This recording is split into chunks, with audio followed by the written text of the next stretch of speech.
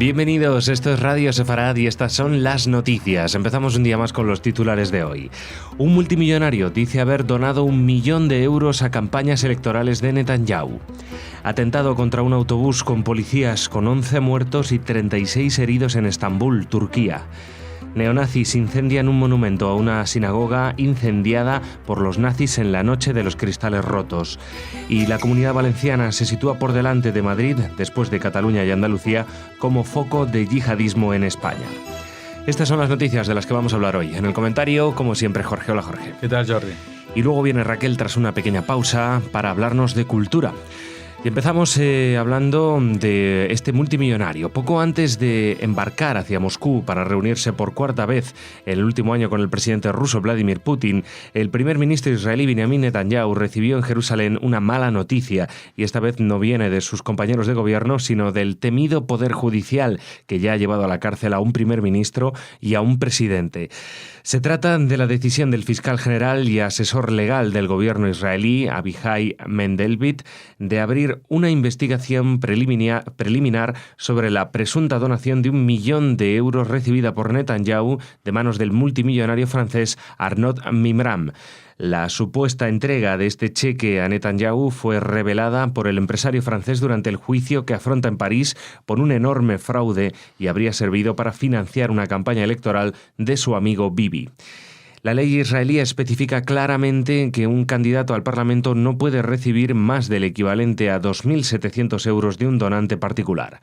Si se trata de un candidato a la jefatura de un partido, la cifra permitida aumenta a unos 10.700 euros. Tras denunciar que Mimram miente sobre dicha donación, Netanyahu ha revelado este lunes al mediodía que en agosto del 2001, cuando era un particular, recibió del francés una donación de $40.000 a su fundación para financiar acciones públicas a favor de Israel y de acuerdo a la ley. Las últimas 2 semanas han sido una pesadilla para la familia Netanyahu, que ve cómo reaparecen viajes, vacaciones y donaciones del pasado. Primero fue un informe del auditor del Estado que criticaba duramente a Netanyahu por no haber consultado con asesores legales sobre los vuelos con su familia pagados por donantes y fundaciones privadas cuando era ministro de Finanzas de 2003 a 2005. Días después llegó el turno de su esposa Sara, nuevamente acusada de maltrato laboral. Sí, la verdad que los Netanyahu tienen una mala semana y Benjamín Netanyahu puede tener un mal año si este tema de Mimram, de este multimillonario francés, sigue adelante.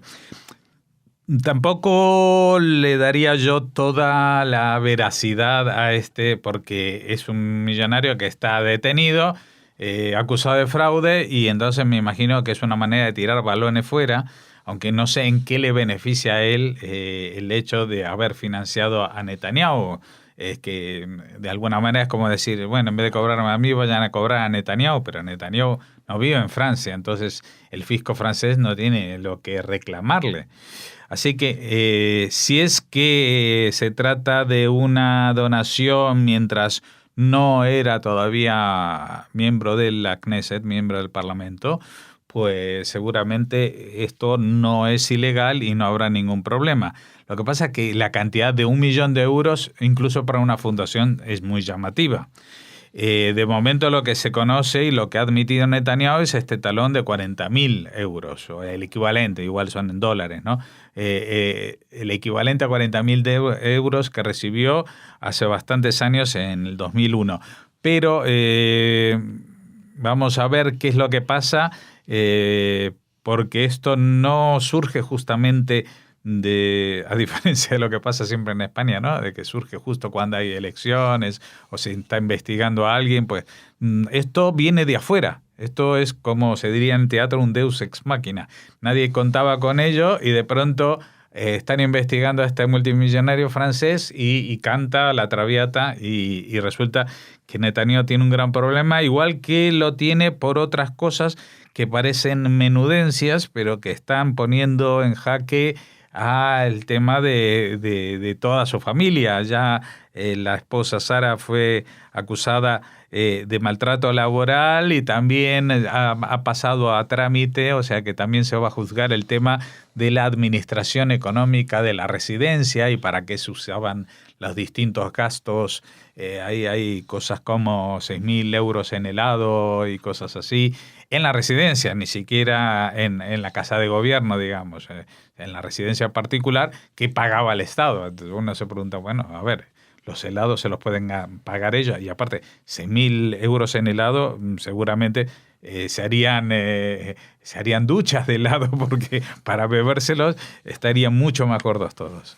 Vamos a Turquía. La explosión de una bomba supuestamente activada por control remoto ha sacudido la mañana del martes el centro de Estambul, concretamente el distrito de Bezneziler, causando al menos 11 muertes, de ellos 7 policías y 4 civiles, y otras 36 personas han resultado heridas. La detonación se produjo cerca de una parada de autobús. Los primeros datos apuntan a que el objetivo del atentado era un autobús que transportaba policías a una comisaría cercana. Se desconoce de momento la autoría. Se desconoce la autoría, pero ante las posibilidades y el modus operandi y el objetivo, que era este autobús de policías, la mayoría de los analistas señalan a las milicias kurdas, que son uno de los enemigos, digamos, acérrimos del gobierno de Erdogan desde hace mucho tiempo. Lo que pasa es que últimamente con el tema del terrorismo en Turquía hay dos enemigos. También están contra ellos las milicias kurdas y también el Daesh por el papel que juegan en la guerra de Siria, ¿no? Y es significativo porque en Siria Daesh y las milicias kurdas se están enfrentados en una guerra a muerte. Pero en lo que coinciden es en atacar a Erdogan. Entonces, en terreno turco pueden ser cualquiera de ellos. Pero digamos que Daesh se caracteriza más por atentados contra civiles o turistas más indiscriminados. Y en este caso parece haber una intención de atacar a la fuerza policial, que son para los kurdos también un símbolo de la represión a los kurdos en el país, con lo cual pues no me extrañaría. Es un atentado, yo diría, de un estilo más clásico que yihadista, justamente, ¿no? Esto de un coche estacionado al paso de un autobús de policías, pues hasta me recuerda a algunos atentados aquí en España de ETA contra la Guardia Civil. Es un modus operandi muy similar. Seguimos. Un monumento a una sinagoga en Gotha, en el este de Alemania, fue incendiada durante la época nazi y fue objeto de un atentado pirómano durante este fin de semana, después de que poco antes se encontraran pintadas de corte neonazi. El alcalde de la localidad señaló que durante el fin de semana un monumento que recuerda a una sinagoga incendiada haya sido atacada 2 veces es algo incomprensible, que solo puede ser obra de cerebros enfermos. En Gotha hubo población judía desde la Edad Media, y después de que ésta creciera a lo largo del siglo XIX se construyó entre 1903 y 1904 una nueva sinagoga. El edificio ardió por completo durante el pogromo conocido como la Noche de los Cristales Rotos. Sí, y esto que es un monumento, en otro sitio igual lo podrían señalar como un vandalismo, una obra de antisistemas o de simplemente gente, como dice el alcalde, de cerebros enfermos. Pero el problema no son los cerebros enfermos de esta gente, sino de la sociedad. Y la sociedad alemana se está viendo cómo cada día renacen debajo de sus camas los fantasmas del pasado. O sea, algo que parecía totalmente erradicado, por lo menos en Alemania, era cualquier vestigio de nostalgia nazi, y ahora no solamente que hay partidos que aunque no enarbolen la esvástica, pues en su práctica, en su rechazo, por ejemplo, a la inmigración, en la supremacía de los alemanes de siempre sobre los inmigrantes, etcétera, como Pejida, etcétera, pues esto está alentando a grupos todavía más radicales, que eran estos neonazis que estaban ocultos como gusanos bajo la tierra, pues estuvieron así 70 años y ahora están saliendo y se atreven a hacer pintadas y se atreven a incendiar monumentos que recuerdan la noche de los cristales rotos. Como digo, desgraciadamente no es la obra de cerebros enfermos, es la obra de cerebros nacionalmente ideológicos. Este es el problema. Esto es lo mismo que el yihadismo. No son 4 locos, ni son 100 locos. Es la sociedad la que no está en condiciones de dar una respuesta tajante a la emergencia de este tipo de fenómenos. Y terminamos en España. La Comunidad Valenciana se ha convertido en un foco de radicalismo yihadista y el Ministerio del Interior la sitúa con 3.758 puntos conflictivos como la tercera con más riesgos de radicalización, solo superada por Cataluña con 9.836 puntos y Andalucía 4.536 y por delante de Madrid con 3.288. Estos casi 3.800 focos de radicalización musulmana suponen el 11% de los 34.000 detectados en el conjunto español, según datos del Centro de Inteligencia contra el Terrorismo y el Crimen Organizado. Cada una de las 3 provincias valencianas aunan más focos de radicalismo que los que concentran las ciudades autónomas de Ceuta y Melilla juntas. Esta puntuación se realiza en base al número de detenciones producidas, las cifras de operaciones contra células islamistas, la proporción de población musulmana o polémicas con mensajes de los imanes tanto en mezquitas y oratorios, así como focos sociales como locutorios, cafetería, etc. Sí, el dato es sorprendente y aparte exige de alguna manera que algo que no podemos aclarar del todo es exactamente cómo se define o cómo define el Centro de Inteligencia contra el Terrorismo y el Crimen Organizado lo que es un foco yihadista. No quiere decir que en todos ellos se estén gestando yihadistas, sino que son sitios susceptibles de ser problemáticos. Entonces me imagino que así como hay mezquitas, oratorios, están estos locutorios de propiedad musulmana donde pues ya se ha detectado en el pasado actividad, por ejemplo, en las redes sociales de reclutamiento, cafeterías, carnicerías halal, etcétera, sitios de reunión de musulmanes, que no quiere decir que todos ellos sean yihadistas, evidentemente. Pero lo que sí, Jordi, llama mucho la atención es la cantidad. O sea, estamos hablando de 34.000 puntos como esos en España. 34.000 puntos como esos, incluso a nivel nacional, la policía, la Guardia Civil, más las policías locales y las autonómicas todas juntas, prácticamente absorben toda la fuerza policial de España para controlar solamente esos focos yihadistas, o que no se controlan tan bien como se podrían controlar o tendrían que controlarse. Y también el dato que anuncia la noticia es que Valencia se está posicionando desgraciadamente en un sitio muy destacado. Y fíjate que los 3 sitios más importantes son Cataluña, Andalucía y Valencia, que son 3 sitios a las orillas del Mediterráneo.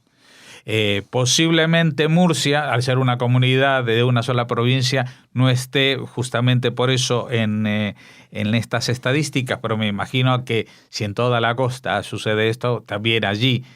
Y por otra parte, en los sitios donde hay menos focos son justamente los de la costa norte. En Cantabria, en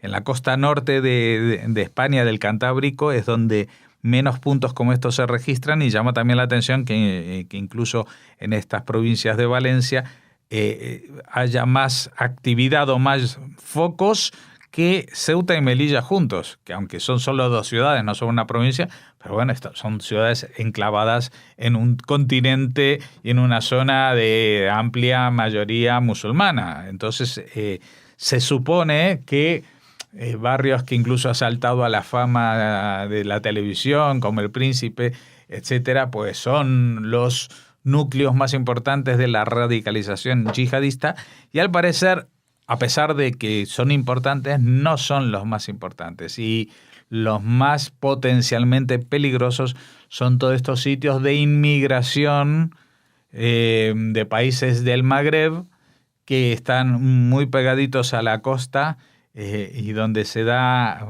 con mayor frecuencia esta comunicación constante con los países de origen y también con la cultura de origen que en este momento cada vez se está volcando desgraciadamente más hacia esta radicalización, conectándolo con la noticia anterior, la que hablábamos de los neonazis en Alemania. Otra vez, no son cerebros enfermos, no son casos aislados.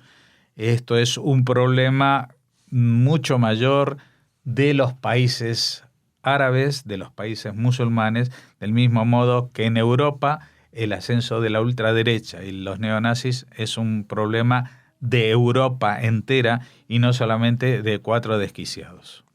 Gracias, Jorge. Mañana te vemos de nuevo por aquí. Ahora Raquel, con noticias culturales.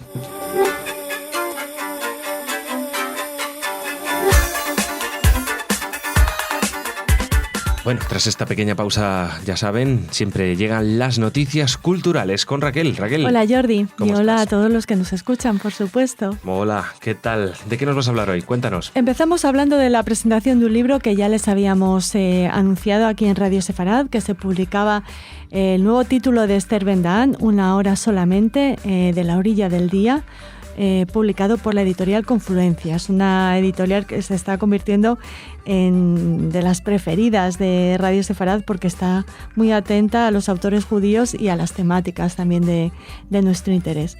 Bueno, en este caso les invitamos a la presentación del libro, la presentación oficial que tendrá lugar en el Corte Inglés de Callao, en Madrid, en la 7ª planta, y en la que acompañarán a la autora Gabriel Albiac y Mercedes Monmani, nada más y nada menos.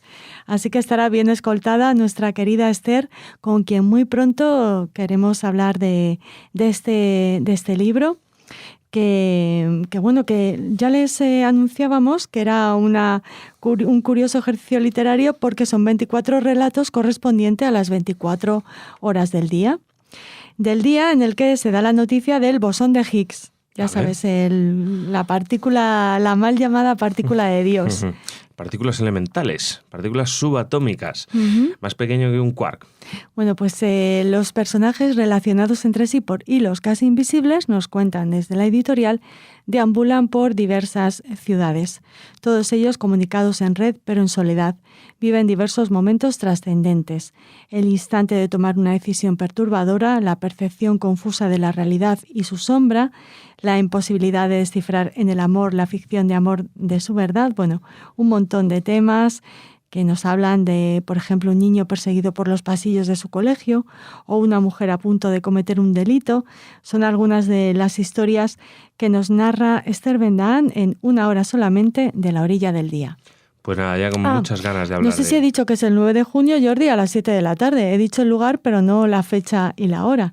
Bueno, se lo repito. Repítelo. Corte Inglés de Callao, 7ª planta, jueves 9 de junio a las 7 de la tarde. Bueno, y el último libro de Esther Ben-Dahán, esa presentación, ya saben, en el Corte Inglés de Callao, que hay muchos Corte Inglés, pero este es el primigenio. Madrid. Casi. Seguro que es la primera Madrid. De muchas presentaciones. Seguro, así que seguro. Si no les da tiempo a venir a Madrid, tengan paciencia porque estará Esther Ben-Dahán en su ciudad y, por supuesto, en Radio Sefarad muy pronto. Cambiamos de tema. Cambiamos de tema, hablamos de un ciclo de conferencias sobre el pasado judío de Madrid. El Centro Sefarad Israel de Madrid y el Instituto de Estudios Madrileños, hoy estamos muy madrileños, perdónennos los que no vivan en nuestra ciudad, adscrito al Centro de Ciencias Humanas y Sociales del CSIC, este Instituto de Estudios Madrileños, organizan un ciclo de conferencias que tendrá por título El pasado judío de Madrid, evidencias desde la arqueología, la documentación y la historia. Se impartirá en el Palacio de Cañete, en la sede del Centro Sefarad, y en la primera conferencia es el 9 de junio a las 7 de la tarde. Será una ponencia a cargo de María del Carmen Cayetano Martín, que es directora del Archivo de Villa de Madrid. Cayetano Martín hablará sobre fuentes documentales para la historia de los judíos de Madrid. serán una serie de conferencias, se las iremos anunciando en su momento, pero tienen muy buena pinta todas. Es un tema apasionante sobre el que hay muchas sombras, muchas hipótesis, y en este caso desde el Centro Sefarad Israel y el Instituto de Estudios Madrileños nos aseguran una aproximación con rigor a este tema que a nosotros nos resulta tan interesante. Pues sí, la verdad es que sí, un tema muy interesante. Siempre el Centro Sefarad proponiendo muchas charlas, muchas conferencias para aumentar nuestros conocimientos sobre muy diversos temas. La verdad es que hablan de casi todo. Y vamos a hablar de otro tema que también nos viene bien para aumentar nuestro conocimiento sobre Israel. En este caso, y muy nos acorde plantean, a las fechas en las que estamos, ¿no? Sí, nos plantean una jornada sobre turismo y cultura de Israel, que será el próximo 15 de junio a las 12:30 de la mañana. La Casa del Mediterráneo y el Centro de Turismo CDT de Alicante, de la Agencia Valenciana de Turismo, presentan una jornada sobre turismo israelí en Alicante ante el previsible inicio este verano de la línea aérea entre Tel Aviv y Alicante. ¡Ah, fantástico! Esta nueva ruta, que se supone que estará operativa del 23 de junio al 20 de octubre. ¿Qué compañía, Raquel? Perdona. No lo pone. Todavía. Puede ser Iberia, puede ser El Al, quién sabe, puede que sea otra. O puede ser una de bajo una pequeña, coste, ¿no? sí. Claro. No te sé decir todavía cuál va a ser la compañía que opere estos vuelos. Me has pillado, sí, porque... No se preocupen, oyentes. A veces las notas en Internet tienen este tema, que tienen algunas lagunas básicas, pero... Y también la prisa para entrar a grabar tiene que ver. Perdónenme, pero les contaremos sabremos rápidamente quién qué es línea la compañía aérea operará esta línea, de que, como les decimos, se abrirá el 23 de junio al 30 de octubre y el sector turístico de Alicante está expectante. Tanto la Asociación de Hostelería de la provincia como la hotelera, están deseando informarse y conocer cómo es este turismo israelí que se les viene encima en el buen sentido de la palabra. Hombre, va a ser maravilloso, allí en Alacant, poder disfrutar del turismo israelí. Perdona, además, Raquel, que van a tener casi el mismo nivel de humedad que en Tel Aviv, o sea que sí, se van a sentir como pero yo en creo casa. que un clima más amable, menos calor. Un poquito menos, seguro. quizá. En Alicante nunca llega a hacer mucho calor, pero nunca llega a hacer frío. Te lo digo porque conozco bien la región. Y te aseguro que, aunque es verdad que el 15 de diciembre tienes 25 grados, normalmente el 15 de agosto como mucho tienes 28. O sea, es un lugar bastante aislado. Es tipo pues Málaga, ¿no? Como Torremolinos y estas regiones de allí. O sea, es un clima fantástico porque tampoco llega a hacer mucho calor nunca. Ya. Bueno, desde luego no como en Israel, quiero decir. No como en Israel en agosto, ¿no? Claro.